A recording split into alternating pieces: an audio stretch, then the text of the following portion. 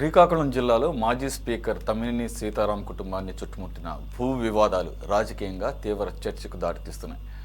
బతికున్న వ్యక్తిని మృతుడిగా చూపించి నకిలీ పత్రాలతో కోట్ల రూపాయల భూమిని కాజేశారన్న కేసులో పోలీసులు ఇప్పటికే కేసులు నమోదు చేశారు. మరోవైపు తమకు భూమి వివాదంలో ఉన్న సంగతే తెలియదని, తాము కూడా బాధితులమేనని తమ్మినేని సీతారాం తాజాగా వీడియో విడుదల చేసి స్పష్టం చేశారు. ఇదే సమయంలో తమ్మినేని కుటుంబంపై భూ ఆక్రమణలు, బలవంతపు రిజిస్ట్రేషన్లు, బెదిరింపుల ఆరోపణలతో పలువురు బాధితులు ముందుకు రావడం కలకలం రేపుతుంది. బ్రీఫ్గా డిస్కస్ చేద్దాం. సారీ, షార్ట్ బ్రేక్ అన్నాను కానీ ఇది లాంగ్ బ్రేకే, నాకు తెలియదు, commercial break. So please excuse me. స్ట్రిక్ట్గా ఒక couple of minutes each guest supplementary debate కానీ తీసుకున్నాను దీన్ని. బాజీ గారు, మాజీ స్పీకర్ తమ్మినేని సీతారాం ఇన్ని రోజులు పట్టింది మీడియా ముందుకు రావడానికి. అది కూడా నాకు అనిపించింది మీకున్నటువంటి పొలిటికల్ కెరీర్కి, మీరు చేసినటువంటి అనేక పదవులకి, అన్నిటికీ మించి గత ప్రభుత్వంలో రాజ్యాంగబద్ధ స్పీకర్ పదవి అనుభవించినటువంటి మీరు నిజంగా గనక మీడియా సమావేశం గనక ఏర్పాటు చేస్తే పార్టీలకు అతీతంగా, లేదంటే గనక ఆ పార్టీలకి అనుకూలంగా ఉండేటటువంటి మీడియాగా పేరు పడ్డ వాటితో సహా వీళ్ళ పేర్లు ఏదైనా పెట్టుకోండి, అది ఎల్లో మీడియానా బ్లూ మీడియా అని, అన్ని ఛానల్స్ కూడా వస్తాయని నాకున్నటువంటి నమ్మకం. అటువంటిది ఆయన తమ పార్టీకి సంబంధించిన ఒక సాక్షి ఛానల్లో కూర్చొని ఒక వీడియో రిలీజ్ చేయటాన్ని చూస్తే నాకు ఒక ఇంత జాలి అనిపించింది ఆయన స్టేచర్కి.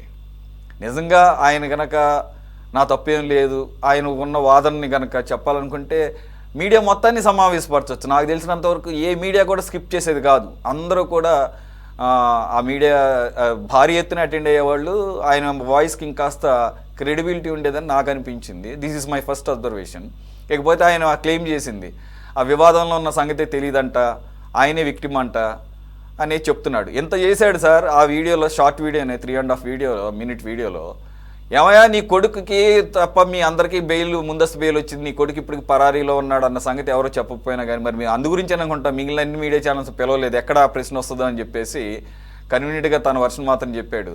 కొడుకు పరారీలో ఉన్న విషయాన్ని కన్వీనియంట్గా దాన్ని స్కిప్ చేసేసి ఆ విషయాన్ని ప్రస్తావించకుండా ఈ రోజుకి కూడా పోలీసులను తప్పించుకు తిరుగున్న విషయాన్ని కప్పిపుచ్చడాన్ని. అలాగే నేను గత 2 రోజుల్లో ఆయన మిస్సెస్ అంట, నేను ఫస్ట్ టైం ఈ వీడియోస్ చూడటం, ఆవిడ వాయిస్ కానీ, ఆవిడ హావభావాలు కానీ, ఆవిడ లాంగ్వేజ్ కానీ చూస్తే కొన్ని సినిమాల్లో లేడీ విలన్ క్యారెక్టర్లు కనపడి ఆవిడ మాట్లాడే పద్ధతి చూస్తుంటే కొత్త కొత్త వివాదాలన్నీ వస్తున్నాయి. వాళ్ళే ఈయన అడ్డం పెట్టుకునో లేకపోతే ఈయన తెలియ చేశారో అనేక వివాదాలు వస్తున్నాయి. సార్, ఎవరు అబ్జర్వేషన్ ప్లీజ్. బాజీ గారు. తమ్మినేని సీతారాం గారు ఆయన అసెంబ్లీ స్పీకర్ గా పనిచేశాడు. అసెంబ్లీ స్పీకర్ అంటే ఒక మ్యాజిస్ట్రేట్, అతను మ్యాజిస్ట్రేట్ అధికారాలు ఉన్న ఒక అత్యున్నతమైన పదవిని చేశాడు. ఆ పదవి ఆయన నిర్వహించుకునేటప్పుడు కూడా అనేక సందర్భాల్లో ఆయన వ్యవహార శైలి కానీ, మాట్లాడే విధానం కానీ ఎదుటి వాళ్ళని చాలా మరి ఎడ్యుకేట్ చేసే విధంగా, తాను చాలా చాలా అత్యున్నతమైన మేధాశక్తి కలిగిన వ్యక్తిగా మాట్లాడేవాడు. అనేక సందర్భాల్లో అసెంబ్లీలో జరిగేటప్పుడు కానివ్వండి, తర్వాత పలు పత్రికా సమావేశాల్లో కానివ్వండి, అలాంటి వ్యక్తికి భూమి ఒక భూమి, అది రెవెన్యూ రికార్డ్స్ ఎలా ఉన్నాయి, ఆ రికార్డ్స్ లో ఏదైనా అవకతవకలు ఉన్నాయనేది తెలుసుకోలేనంతటి అమాయకుడా అండి, చెప్పండి. ఇవాళ వీడియో చూస్తే నవ్వు వస్తా ఉంది ఆయన చూసా. మీరు పాయింట్అవుట్ చేసినట్టుగా కొడుకు పరారీలో ఉన్న విషయం, అసలు పరారీలు ఎందుకు ఉండాలి? మీరేం తప్పు చేయలేదు, పరారీలు ఎందుకు ఉండాలి? మీ అబ్బాయి వచ్చి మీడియా ముందో లేకపోతే పోలీసుల ముందో కోర్టుల ముందో సరెండర్ అయ్యి మీ నిజాయితీని చెప్పుకోవచ్చు కదా, మీ చిత్తశుద్ధిని. మేమే ఎరగం, ఇదో ఇలాంటి మాకంటే ముందు కాగితాల్లో డాక్యుమెంటేషన్ లో అవకతవకలు జరిగినాయి, మోసం జరిగింది, నేను బాధితుండే అని మీరు ప్రూవ్ చేయండి. మీ దగ్గర నిజంగా నిజాయితీ ఉంటే, చిత్తశుద్ధి ఉంటే. అసలు ఒక పక్క ఏదైతే ఆముదాల వలస ఆయన కాన్స్టిట్యున్సీ పరిసర ప్రాంతాల్లో వీళ్ళ కుటుంబం వాళ్ళ అధికారంలో ఉన్నప్పుడు భయకంపితులైపోయేవారు. ఆ కుటుంబం ఆ పేరు చెప్తే, ముఖ్యంగా మీరు ఇందాక మెన్షన్ చేసినట్టుగా వారి శ్రీమతి గారు, ఆవిడ మొత్తం పెత్తనం చలాయించేది, భయకంపితులయ్యేవారు. వాళ్ళ యొక్క అరే 900 గజాల స్థలం కాదండి, 120 గజాల స్థలాన్ని కూడా వదలలేదు. ఏది వదల్లా, ఎకరాలు అట్లాగే 70 ఎకరాల దాంట్లో వారసత్వంగా వచ్చిన దాంట్లో 30 ఎకరాలు నొక్కేశారు. ఇవన్నీ ఇంకా చాలా లిస్ట్ ఒకటి ఉంది, ఈ లిస్ట్ పెద్ద లిస్ట్ ఉంది. ఇంకా ఒక్కోటి ఇంకా బయటకు వస్తాయి. ఇప్పుడు దాకా భయపడి చాలా మంది బయటకు రాలా. ఇప్పుడు ఒక్కోటి ఇంకా బయటకు వస్తాయండి. వీళ్ళు చేసిన అకృత్యాలు గాని, అఘాయిత్యాలు గాని, భూ కబ్జాలు గాని, భూదందాలు అనేకం బయటకు వస్తాయి. ఇప్పుడు ఏదైనా గాని మీరు లంచాలు తీసుకున్నారనుకోండి, రెండో వాడికి కనపడదు. కానీ ఇట్లా కాగితాలు తారుమారు చేసి భూములు కాజేస్తే రికార్డు ఉంటది మిమ్మల్ని పట్టించడానికి. ఏం ఊరికే ఆ దాగేది కాదు. మీరు అధికారంలో లేరు మాఫీ చేసుకోవడానికి. ఇవాళ అన్ని రికార్డ్స్ చూస్తే గనక మీరు ఏం కొన్నారు 5 ఏళ్ల కాలంలో, ఆ కొన్న వాళ్ళ పూర్వాపరాలు ఏంటి, ఆ డాక్యుమెంట్స్ లింక్ డాక్యుమెంట్స్ ఏంటి, అవన్నీ కూడా చూస్తే గనక మీ భాగవతాలన్నీ కూడా బయటకు వస్తాయి.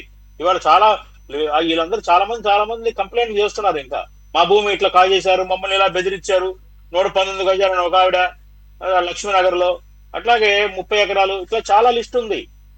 కాబట్టి ఏంటంటే ఎట్టి పరిస్థితుల్లో కూడా వీళ్ళు తప్పించుకునే అవకాశం లేదు. డాక్యుమెంటల్ ఎవిడెన్సెస్ వీళ్ళు చేసిన అక్రమాలకు ఉంటుంది. కాబట్టి ఏంటంటే ఇవాళ ఏదో అజ్ఞాతంలో కూర్చున్న వీడియో రిలీజ్ చేసినంత మాత్రాన ప్రజలు నమ్మేటే పరిస్థితి లేదండి. కోర్టులు ఉన్నాయి, చట్టాలున్నాయి, చట్ట పరిధిలో అనేక రకాలుగా మరి మీకు శిక్షలు పడే అవకాశం ఉంది.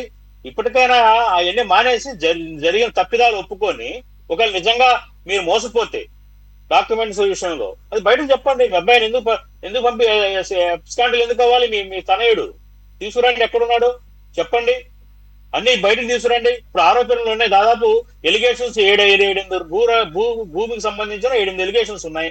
ఆ 7 ఎలిగేషన్స్ మీద కూడా వివరణ ఇవ్వాలి, మీరు చెప్పాలి. కాబట్టి అప్పుడే ఏదన్నా మీ దగ్గర నుంచి కొంత క్లారిటీ వస్తుంది ప్రజలకి. తప్పించి ఇలా అజ్ఞాతంలో ఉండే వీడియో రిలీజ్ చేస్తే మాత్రాన మీరు తప్పించుకోలేరు. రేపు కోర్టు ముందు మీరు ఇవన్నీ కూడా బయటకు వస్తాయి, శిక్ష అనుభవించాల్సిందే.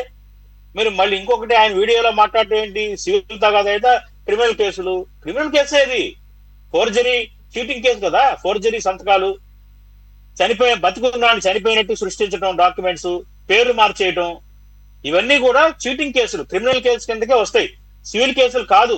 సివిల్ కేసులు వేరే అంశం, అది వేరే అంశం. కానీ వీళ్ళు చేసింది వాంటెడ్లీ మీరు పేర్లు మార్చారు, ఫోర్జరీ చేశారు, బతికున్న వాళ్ళు చంపేశారు, అక్రమంగా బలహీనంగా ఉన్న వీకర్ సెక్షన్స్ వాళ్ళందరినీ బెదిరించి లాక్కున్నారు భూములు. ఇవన్నీ కూడా క్రిమినల్ అఫెన్సెస్, క్రిమినల్ కేసులే అట్రాక్ట్ అవుతాయి, క్రిమినల్ సెక్షన్సే అట్రాక్ట్ అవుతాయి. కాబట్టి మరి ఒక అత్యున్నత మ్యాజిస్ట్రేట్ ర్యాంక్ పదవిని అలంకరించిన వ్యక్తికి ఇవన్నీ తెలియదా? ఖచ్చితంగా తెలుసండి, ఖచ్చితంగా తెలుసు. ఇవన్నీ కూడా మరి బుకాయించినంత మాత్రాన ప్రజలు నమ్మరు. కాబట్టి ఇప్పటికైనా తప్పులు ఒప్పుకుంటే గౌరవంగా ఉంటుంది, కొంతలో కొంత గౌరవం ఉంటుందని చెప్పేసి నేను అభిప్రాయపడుతున్నాను సురేష్ గారు.